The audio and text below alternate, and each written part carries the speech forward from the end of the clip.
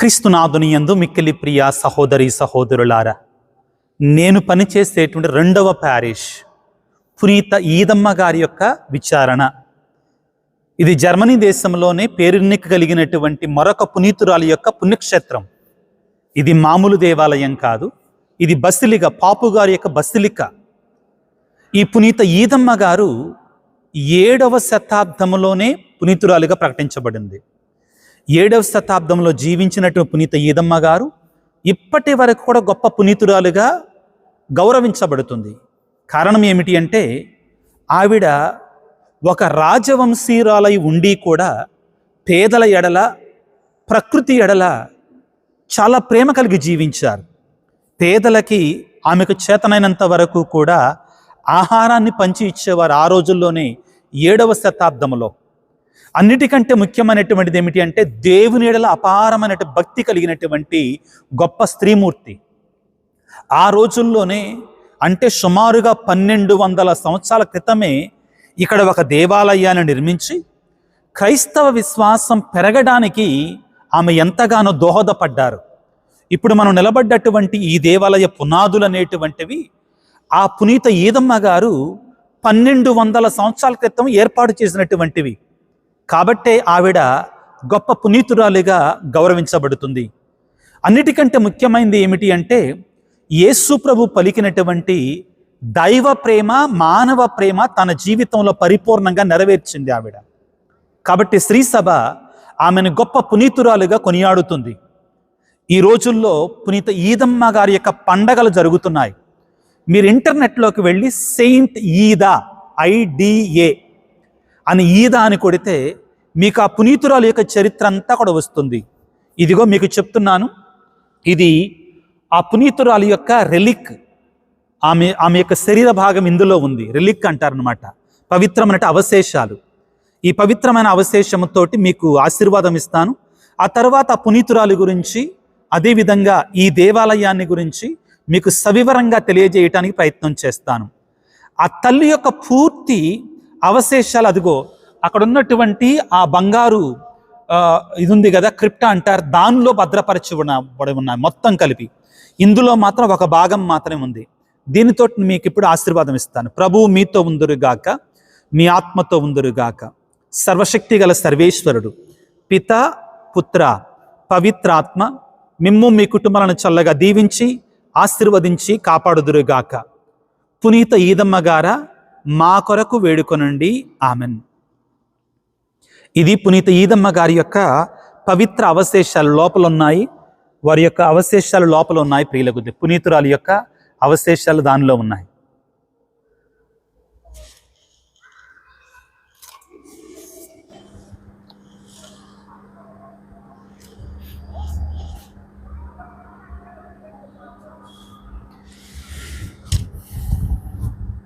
ముందుగా ప్రియ సహోదరి సహోదరులారా, పునీత ఈదమ్మ గారి యొక్క దివ్య స్వరూపాన్ని చూడటానికి ప్రయత్నం చేద్దాం.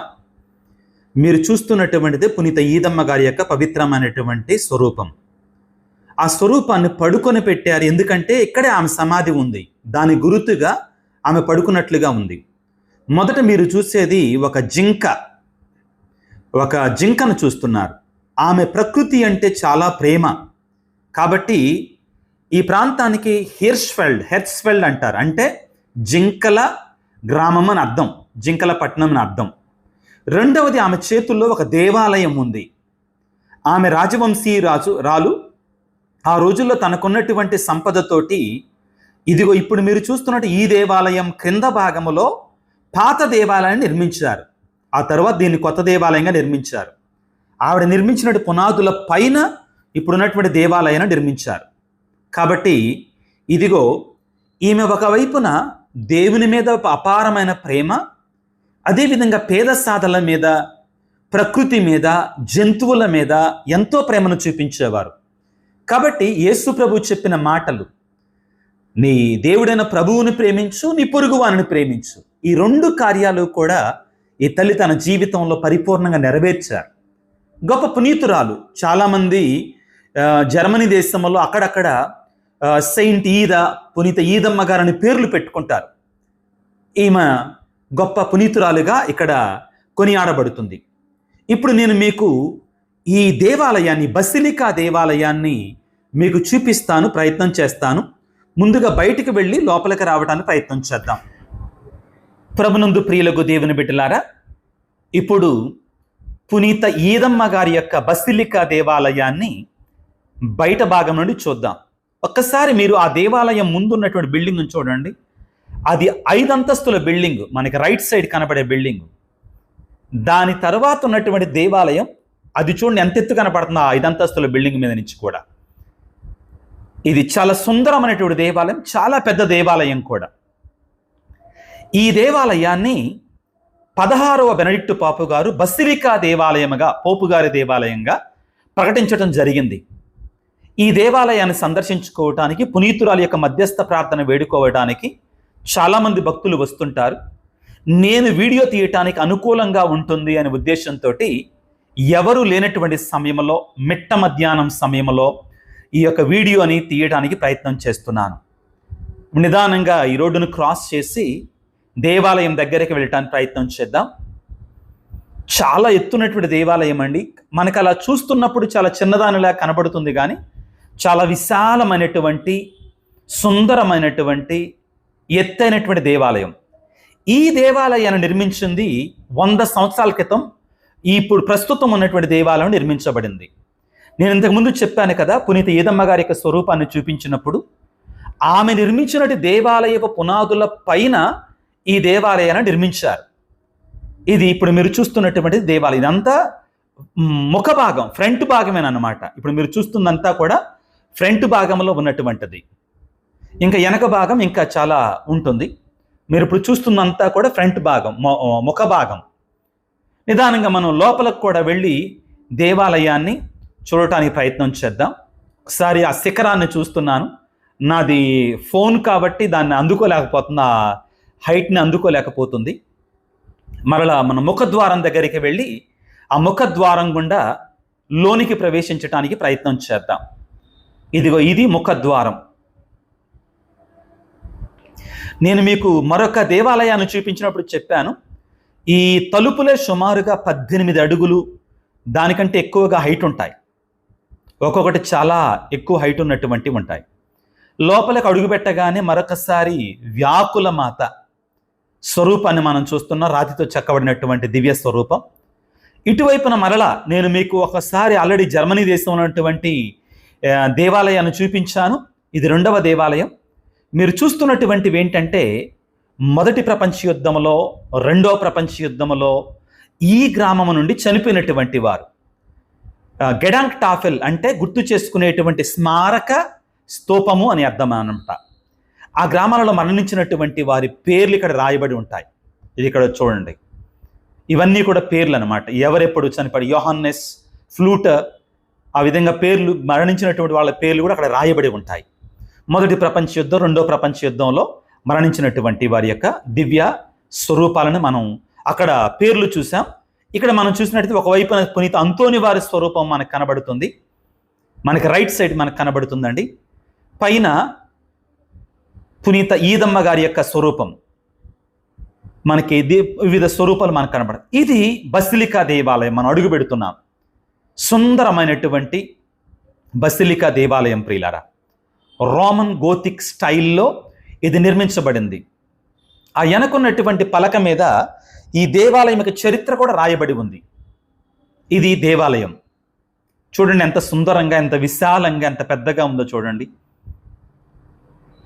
నేను ఇక్కడ సుమారుగా 3.5 సంవత్సరాల పాటు పనిచేశాను.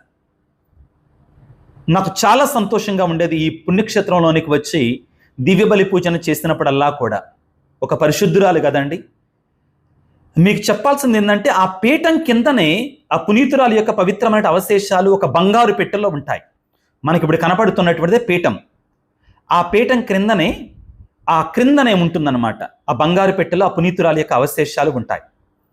ఇది బసిలికా దేవాలయం. అక్కడ గురువులు కూర్చుంటారు దివ్యబలి పూజ సమర్పించినప్పుడు. ఇప్పుడు మనం చూస్తున్నట్టు దివ్య మందసం పెట్టె. ఇది ఒక వైపు ఉన్న చెవు దేవాలయానికి, మరొక వైపున కూడా చూడటానికి ప్రయత్నం చేద్దాం. ఇది మరొక వైపు ఉన్నటువంటి చెవు అనమాట. అది సంగీతాన్ని వాయించేటు ఆర్గల్ అంటారు ఆ భాగం. ఒకసారి మనం మందస్స పెట్టె దగ్గర కూడా వెళ్ళటానికి ప్రయత్నం చేద్దాం. ఇక్కడ నిత్య సహాయమాత పటం కూడా పెట్టారు. చాలా పెద్దది, మనకి వీడియోలో అంత కనపడుతుంది కానీ చాలా పెద్ద పటాన్ని పెట్టారు. ఇవి పండగ దినాలు కాబట్టి ఇక్కడ ఆ పునీతురాలు యొక్క పవిత్రమైనటువంటి ఆ శరీర భాగాలు, అవశేషాలు అంటారు కదండి, హోలీ రెలిక్స్ అంటారు. ఆల్రెడీ పైకి తీసుకొచ్చి పెట్టారు. అది బంగారు పెట్టె. ఆ పునీతురాలు యొక్క పవిత్రమైనటువంటి ఆ యొక్క అవశేషాలు ఉంచేటువంటి హోలీ రిలిక్స్ ఉంచేటువంటి పవిత్రమైనటువంటి బంగారు పెట్టె. దీనిని పురవీధులు గుండా మోసుకొని వెళతారు. భక్తులందరూ కూడా పెద్ద ఊరేగింపుగా వెళతారు. ఇది పునీతురాలు యొక్క అతి పవిత్రమైనటువంటి అవశేషాలు ఉన్నటువంటి పెట్టె. నేను ఇందాక ఆశీర్వాదం ఇచ్చినప్పుడు చెప్పాను కదా, అదిగో ఫలానా పెట్టెలో ఉంటాయి ఆ పునీతురాలు యొక్క పవిత్రమైన అవశేషాలని చెప్పాను కదా, అదనమాట. ఒకసారి మనం మందస్స పెట్టె దగ్గరికి వెళదాం. అక్కడ నేను కొన్ని విషయాలు మీకు చూపించాలి అనుకుంటున్నాను. కాబట్టి ఇది మందస్సం ఉన్నటువంటి హోక్ ఆల్టర్ అనమాట, అతిపెద్ద పీఠం. మీరు చూడండి, ఇది చాలా సుందరంగా ఉంటాయి, చాలా అందంగా ఉన్నాయి. మందస్సం మీద మీరు చూడండి, ఇక్కడ గాబ్రియేలు సన్మార్శకుడు మరియమాతకు మంగళవార్త చెప్పేటువంటి దృశ్యాన్ని మనం చూస్తాం. ఇది పునీత ఈదమ్మ గారి యొక్క దేవాలయం అయినా కానీ ఇది మరియ తల్లికి అంకితం చేయబడినట్టు దేవాలయం అండి. అదేవిధంగా ఆ మందస్సం పైన మరియ తల్లి బాలయేసుని ఆ యొక్క ముగ్గురు జ్ఞానులకు చూపించినటువంటి దివ్య ఆ స్వరూపం మనకు కనబడుతుంది. మరొకసారి ఇదిగో కానాపల్లి పెళ్లి విందులో నీటిని ద్రాక్షారసముగా మార్చినట్టు అద్భుతం అక్కడ మనకి చాలా సుందరంగా కళ్ళ కట్టినట్టు కనబడుతుంది. ఆ పీఠానికి అటువైపు పక్కన కడరాత్రి భోజన సన్నివేశం మనకు కనబడుతుంది.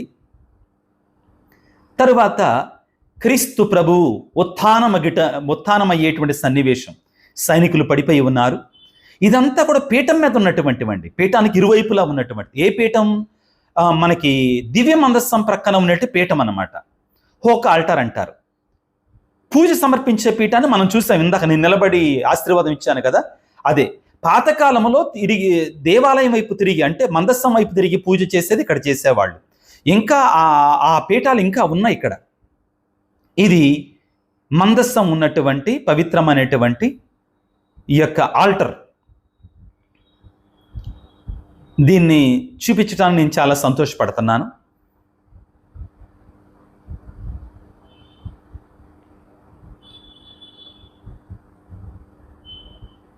ఇది దేవాలయం మొత్తం.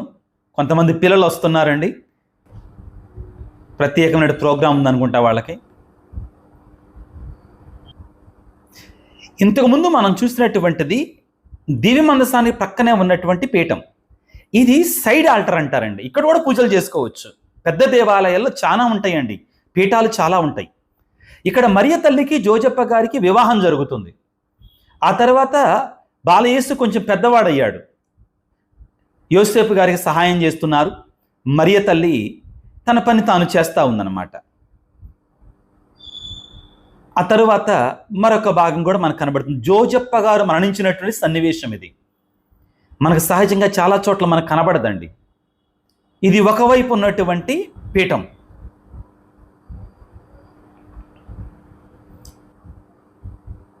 ఇప్పుడు నేను మీకు రెండో వైపు ఉన్నటువంటి సైడ్ ఆల్టర్ అంటాను, పక్కన ఉన్నటువంటి పీఠాన్ని చూపిస్తాను. ఇది ప్యాషన్ ఆల్టర్ అంటారు అన్నమాట. ప్యాషన్ అంటే శ్రమల యొక్క పీఠం అంటారు. ఇక్కడంతా కూడా ప్రభు యొక్క శ్రమలు మనకి కళ్ళకు కట్టినట్టుగా దర్శనమిస్తాయి ఈ పీఠం అంతా కూడా. ఇక్కడ కూడా దివ్యబలి పూజలు చేస్తాం మేము. ఇదిగో ప్రభువుని పట్టి బంధించి అవహేళన చేయడం, సిలువను మోపించటం. ఆశ్చర్యం ఏంటంటే మనకి ఇక్కడ ఉన్నటువంటి పీఠంలో అన్నీ కూడా చెక్కబడినటువంటివి అన్నమాట. చాలా శ్రమతో కూడుకున్నటువంటివి, చాలా సుందరంగా. ప్రభువు క్రింద పడటం, సిలువను మోస్తూ ఉండగా, ఆ ప్రభు మరణించినప్పుడు తల్లి ఒడిలో ఉండడం, అదేవిధంగా తల్లి ఒడిలో ఉంచటాన్ని మనం చూస్తున్నాం. ఇక్కడ ముఖ్యంగా తపస్సు కాలంలో శుక్రవారం దివ్యబలి పూజను సమర్పిస్తామండి. అదేవిధంగా లాటిన్ పూజలు కూడా జరుగుతాయి ఈ పీఠం మీద. లాటిన్ పూజలు అంటే ఈ యొక్క గ్రెగోరియన్ మాసెస్ అంటారు, ఇవి ఎక్కువగా చేస్తూ ఉంటారు. యేసుప్రభు ఉత్థానం, ఈ పీఠం అంతా కూడా ప్రభు యొక్క శ్రమలు, మరణం, పునరుత్థానం ఈ పీఠం మనకి చూపిస్తుంది. విచారణ పండగలో భాగంగా ఆరాధన జరుగుతుంది. పునీత ఈదమ్మ గారి యొక్క పవిత్రమైనటువంటి హోలీ రెలిక్తో కలిపి అటువైపు మ్యూజిక్ కండక్ట్ చేస్తున్నారు. గురువులందరూ కూడా ఆ యొక్క స్టాక్ హాల్మ్ నుంచి, స్వీడన్ దేశం నుంచి వచ్చినటువంటి కార్డినల్ గారితో ఆ యొక్క ఆరాధనలో పాల్గొంటున్నాం. ఇది గర్భగుడి. ఇటువంటి ఆరాధన జరుగుతున్నప్పుడు ఆ గర్భగుడిలోకి వివిధ సంఘాల నుండి వారి యొక్క ఫ్లాగ్స్ పట్టుకొని వచ్చి పూజల్లో పాల్గొంటారు, ఆరాధనలో పాల్గొంటారు. అదిగో ఆ విధంగా నిలబడి ఉంటారు. ఇది విశాలమైనటువంటి దేవాలయం కాబట్టి వాళ్ళు చాలా దూరంగా మనకు కనబడుతున్నారు. అటు తరువాత మీకు ఏ విధంగా ఆ పునీత ఈదమ్మ గారి యొక్క పవిత్రమైనటువంటి ఆ యొక్క హోలీ రిలిక్స్ ఉన్నటువంటి ఆ పెట్టెని బయటికి ఊరేగింపుగా గ్రామం మధ్యలోకి తీసుకువెళతారో కూడా చూపిస్తాను. చాలా సుందరంగా డెకరేట్ చేసుకొని చాలా గౌరవప్రదంగా తీసుకొని వెళ్తారు. ఇదిగో ఇప్పుడు వెళ్తున్నారు బయటికి. గుళ్ళో ఉన్నట్టు విశ్వాసులు అందరూ కూడా బయటికి వస్తున్నారు. ఇప్పుడు ముందుగా కొంతమంది ఉంటారు. దాని తరువాత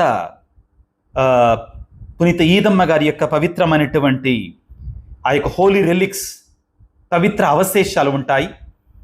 అదిగో మోసుకొని వెళుతున్నారు. ఆ తర్వాత ఆ గుర్రాల బండి మీద ఆ పునీతురాలి యొక్క ఆ పవిత్రమైన పెట్టె, ఆ పెట్టెలో ఆ పునీతురాలి యొక్క పవిత్రమైన అవశేషాలు ఉంటాయి. మనకి కథోలికులకి పునీతుల యొక్క ఆ యొక్క ఆస్తికలు, హోలీ రిలిక్స్ చాలా పవిత్రమైనటువంటివి. ఆ పెట్టె మీద ఊరేగిస్తున్నారు చూడండి పునీతురాలని. చాలా సుందరంగా ఉంటుంది. ఆ తర్వాత గురువులు ఉంటారు. నేను కూడా వాళ్ళ మధ్యలో ఉన్నాను, ఒకడిగా వెళుతున్నాం అందరం కలిసి. కార్డినల్ గారు, బిషప్ గారు, మేమందరం గురువులు అనుకున్నటువంటి వాళ్ళు. తరువాత పొజావునా కోయర్ అంటారు, ఆ మ్యూజిక్ వేసుకుంటూ వెళతారు. ఆ గుళ్ళో ఉన్నట్టు జనం అంతా కూడా నిదానంగా వస్తారు. ఇంకా ఒకళ్ళ తర్వాత ఒకళ్ళు అలా వస్తూ ఉంటారు. ఇంకా నిదానంగా లైన్లోకి వస్తారు. చాలామంది ఉన్నారు గుడి లోపల, వాళ్ళందరూ వస్తారు. ఆ తర్వాత ఇప్పుడు ఇంకా కొంచెం ముందుకు వెళుతున్నటువంటిది ఆ పవిత్రమైనటువంటి గ్రామం పురవీధుల గుండా ఊరేగింపుగా తీసుకొని వెళుతున్నాం. చాలా సుందరంగా, చాలా సిస్టమేటిక్గా, చాలా భక్తిప్రదంగా ఆర్గనైజ్ చేస్తారు. విశ్వాసులు కూడా చాలా విశ్వాసంతో మెలుగుతారు. చూడండి ఎలా చక్కగా గ్రామం మధ్యలోంచి ఊరేగించుకుంటూ వెళుతున్నారు పునీతురాలు.